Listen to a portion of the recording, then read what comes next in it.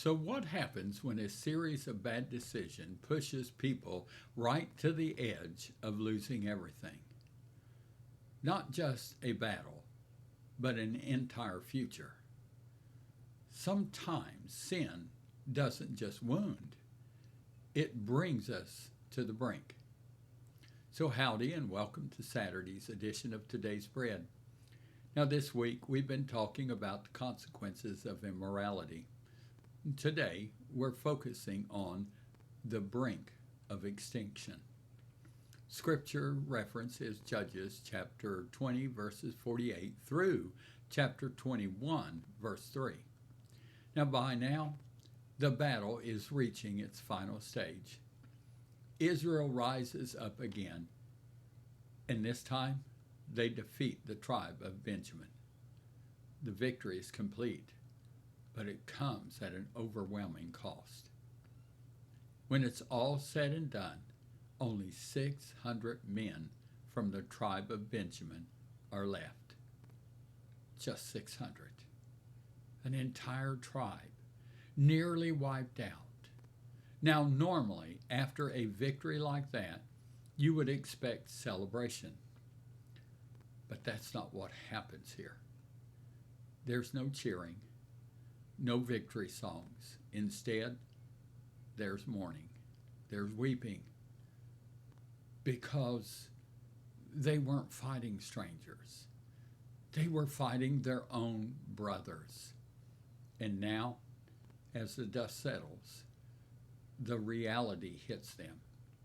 We've almost lost an entire tribe of Israel.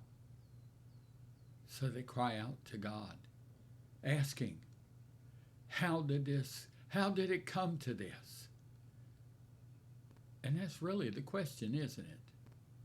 How does a nation get to the point where brother fights brother and nearly destroys itself? Well, the answer didn't start with this battle.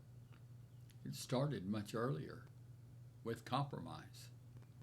Judges tells us that Israel began to intermarry with the surrounding nations. They slowly allowed outside influences to shape their lives. They didn't just tolerate sin, they invited it in. And over time, that compromise weakened their relationship with God, distorted their judgment, and led them down a path they never intended to walk. And now, they're standing in the aftermath, grieving, broken, realizing the cost. But even here, God doesn't abandon them. The remaining tribes come together and begin to find a way to preserve what's left of Benjamin. And here's something powerful.